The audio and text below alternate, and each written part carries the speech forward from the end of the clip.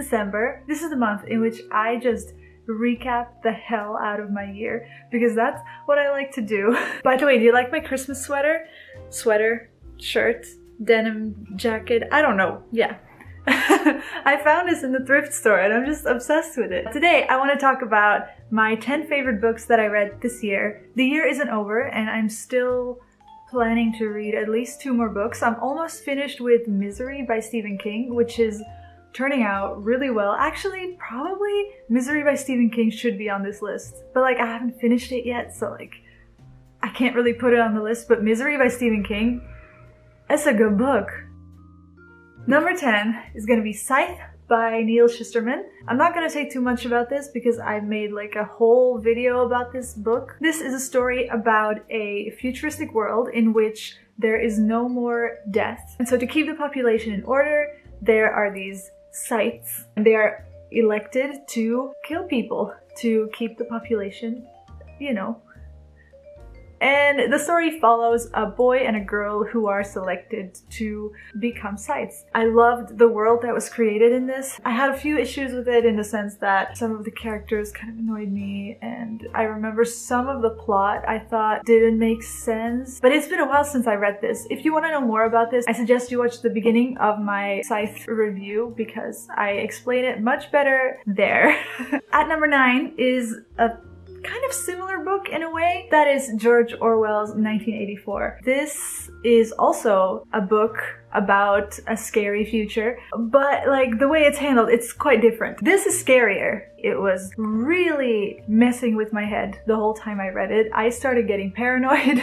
It was really scary, but like in a good way. I liked it a lot. I also made a book video about this, so I'll also link that down below if you want to know more. Because again, this is like, I read this such a long time ago that I don't remember what happened. I have really bad memory, which is why I make those book videos. But I believe at some points there was like information dumping that like got a little bit dull for me. And I remember the beginning was very slow as well. I still really like this book and I would recommend it to anybody. The next book is a book that I read in probably January or no, in February.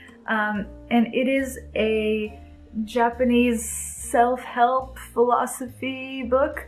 It is The Courage to be Disliked by Ichiro Kishimi and Fumitake Koga. I think this is based on Adler's philosophy. Yes, Adler is one of the biggest philosophers from the 20th century.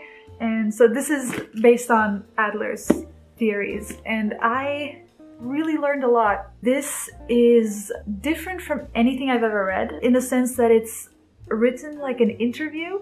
This is kind of the story of a really bitter young man who is just angry at society and just feels unhappy with his life. And he goes to interview or talk to this old wise man. And the old man is telling him his philosophy and the young man is kind of rebelling against it and being like, no, you're wrong. You'll never be able to change my opinion. And because the young man is so against it and like constantly trying to rebuttal this old man's philosophy, this book would work for people who are very skeptical. He asked the kind of questions that I would ask as well, and like they go really deep into it because the young man asks so many questions and like they're all answered, and like that's really satisfying to read. My husband is actually the one who recommended this to me because he read it in Japanese. He said this would help me because I have a little bit of a problem where I really want everybody to like me. This kind of like helps you get over that a little bit. I'm not saying I'm a changed woman,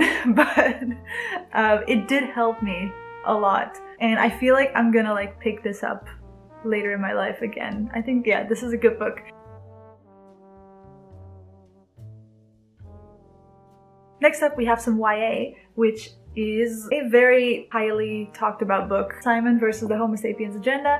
This book had been on my reading list for the past couple of years. I've been wanting to read it for so long, but then the movie was coming out and I was like, okay, now I really have to read it. And I did, and I thought it was great. I don't know how much I have to say about this because it's such a highly rated book. If you don't know, it's about a boy in high school who is gay and who, it's like a coming of age story. It's a little bit of a coming out story as well. And I think it's an important book.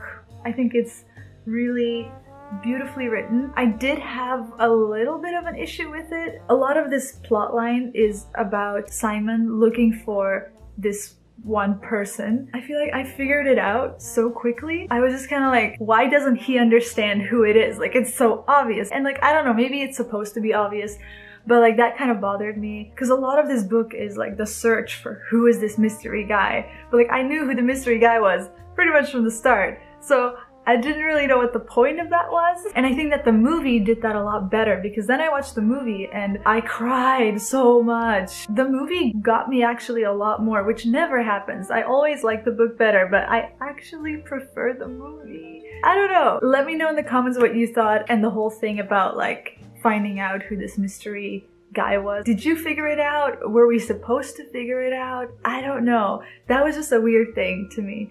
But other than that, this was really, really beautiful. It's a very sweet book. It's a sweet book. The next book is a hefty one. It is A Conjuring of Light by V.E. Schwab. I freaking love this series. This is the last installment of the Darker Shade of Magic series. I read the first book like a year, or was it 2 years ago? I wanted to get the full set in the same what do you call that? I wanted to get like the same set. So it took me a really long time to like get a hold of the other two books in the right version. Basically, I reread the whole series this year and fell in love all over again. I didn't think I could like fall in love with the series this much after Harry Potter, but like this is so good. I love the first book. The second one was a little bit of a like dip for me, but then this one pulled it together. Like this one is so good. I love this as the conclusion. This is it young adult or adult? Probably young adult fiction, fantasy about, it's confusing. There's these 4 Londons, kind of like 4 dimensions of London. And some people can travel between the dimensions. And one of these travelers, who is kind of a servant to the royal family of one of the Londons, gets in trouble.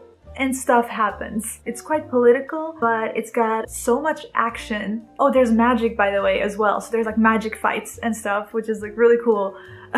Forgot to mention that. The characters are also really, really fun to like hang out with. So like the atmosphere is just really nice. The world building is done brilliantly. I love the magic system in this. Like it all makes sense. It seems very fleshed out. I really have nothing bad to say about this book. Only that like the second book is kind of so-so for me, but like the series I think is worth a read because it's just so fun. It's just a fun ride. The next book I have on the list, I don't know what number we're on. Wait, 10, 9, 8. I believe we're at number 5. Number 5 on the list is going to be a book that I can't show you because I read it on my iPad. It is called The Good Luck of Right Now by Matthew Quick. It took me by surprise completely because I didn't know much about this book aside from like it had to do with loss and Richard Gere. I was just like, this sounds weird, so like I'm down. It's about a man. He loses his mother and he'd been living with his mother and he's very close to her, and after her death he finds this letter that she'd been writing to Richard Gere because his mother really loved Richard Gere, and after that he decides to start writing letters to Richard Gere. It's like a diary, but like he writes to Richard Gere about his mental state and about his mother. It is such a beautiful story. It made me cry so much, but like it's funny as well. It's really funny, but it's very soft and full of empathy, and I just love just the whole message of it. I would say it's like a book about mental health, but also about loss. There's also a little bit of a road trip involved, so if you like road trip books, I could also recommend that. Number 4. Number 4 is another really big book. This took me like 2 months to finish, and that is Sapiens by Yuval Noah Harari. I remember just loving this. This is like the type of book that I feel like it has all the information that I've always wanted to know, but you know, never like got, because in high school I was not the smartest cookie. This book kind of talks about all these interesting things. It talks about why we are the society we are, and that is stuff that I've always been very interested in. It's history, but it's got everything in it. I love the beginning part where it talks about the Neanderthals and how we went from being, you know, hunters and gatherers to, you know, becoming like this structured society that we are now. Like, it is mind-blowing. This book blew my mind a little bit. I thought it was great, and it like really taught me some things that I always wish I understood, but I never did. Like, especially in the later parts, it like explains capitalism and Marxism and stuff like that, and those were always terms that like I very vaguely knew what they meant, but like not really. And now I understand. That's great. I feel more educated because of this book. Then coming in at number 3 is another self-help book. This is a book that I would definitely say changed my life. It's looking a little bit tattered, so like, don't kill me. It got wet. I traveled with it.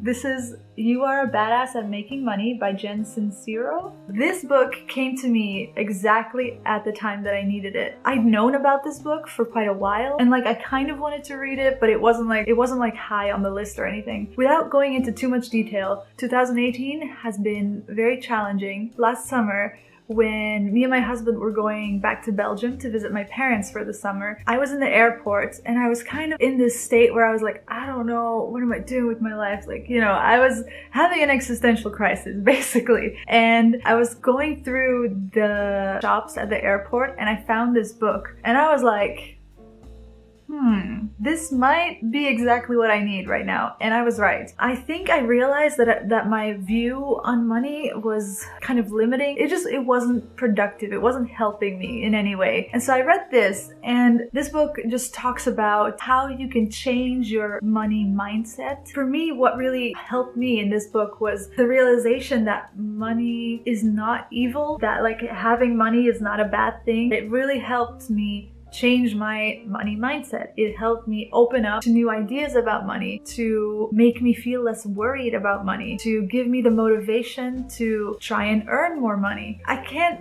convey to you how much this book changed me. My mental state improved so much just by reading this book. It was insane. I just felt so much freer. Before that, I felt like I was stuck. Nothing was ever gonna change, and I was just like, I just didn't know what to do. Now, I just feel like I can do whatever I want. There's so many options. The world is my oyster. You know what I mean? The writing in this might not be for everybody. Jen Sincero has a very strong voice. She swears and she makes jokes. It's a very casual book. It's nothing like Sapiens, for example, where this is like, this took me long to get through. But this is like really, I would say easy to read because it really feels like a friend is talking to you. A friend who's telling you how it is. Because she's a strong personality and a strong voice. I could see some people getting annoyed at this voice. For me, it was exactly what I needed. I really like this. Then, at number 2, I've got another big fantasy, historical fiction. Yes, we're gonna go with historical fiction on this one. The Gentleman's Guide to Vice and Virtue by Mackenzie Lee. This book was such a fun ride. I didn't think I was gonna put this so high on the list, but like when I thought about what I read this year, this is one of the ones that really stand out to me because the characters in this were so vibrant. As I said before, I have very bad memory and I forget books and like the plots of books all the time, but this one, like, I remember the characters, and like that's saying something. This is a road trip book that takes place in the, I don't know, century, a while ago. It's about this guy called Monty. He grew up very fancy and he has to be a gentleman, but he's not a gentleman. He loves to like rebel and stuff. So he manages to go on a road trip with his best friend, who he's also secretly in love with, and his sister, and all hell breaks loose. They get into trouble and it's just like a fast-paced adventure story. It's so fun. That's the thing about this book. It made me cry a little bit as well because it was very, very, very touching at times. I loved how complex the characters were. I loved how the main character, Monty, is not a very likable person, but like as a character, he's super interesting. So I love reading about him. That's like my favorite part. I love the characters and I love the dynamic between all the characters. The dialogue in this is hilarious also. Oh, just so fun. Just so fun. And there's pirates and there is nudity at the gardens in Versailles. It is a ride. This is a great book. Then, for my #1 book that I read this year, I am going to pick I'll Give You the Sun by Jandy Nelson. This book destroyed me. This is a story about a brother and a sister, which I love. I love stories about family, especially brother and sister relationships. Love that. They're both artistically inclined. I don't know how much I can tell you without like spoiling it. There's a lot of time jumps. So when you're reading the book, you don't really know everything. Like there's missing pieces and you're like, why is this happening? Why is he doing this? Why is she doing this? And then it all comes together so beautifully and so emotionally that like I'm gonna cry because it's so good. This is another book that I've had on my shelf for literally years and I never picked it up because it's pretty long. It's like 450 pages, but like it is so worth the read. It is so good. Also, I love the inside. Again, in this book, the characters are not always likable. They do really mean things, but not just to be mean. It always comes from a place that as a reader you can understand, and I love that about this book. That makes it so true, so realistic, because families are like this. Things like this happen, and at the end of the day, family still cares about each other. And just the way this was portrayed was so good, and then the plot twists were so unexpected and so good, and I'm obsessed with this book. I want to read it again. Like, I remember finishing this book and immediately thinking I want to start over again and read the whole thing again. This book was so good.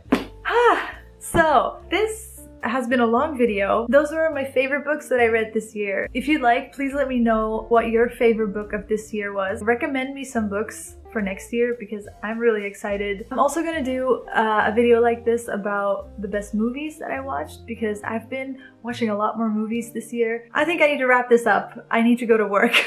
But yeah.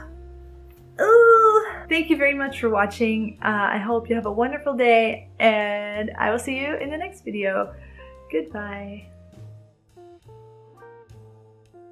Okay, so I've been reading I'll Give You the Sun. It's just so good. Like, it's strange because it's like quite a typical young adult teenage drama type of story, but the way this is written, the way the minds of the characters work is so fascinating to read. The writing style is so creative and like just stuff that I've never seen before. The way things are described are so beautiful. I'm so in love with this book.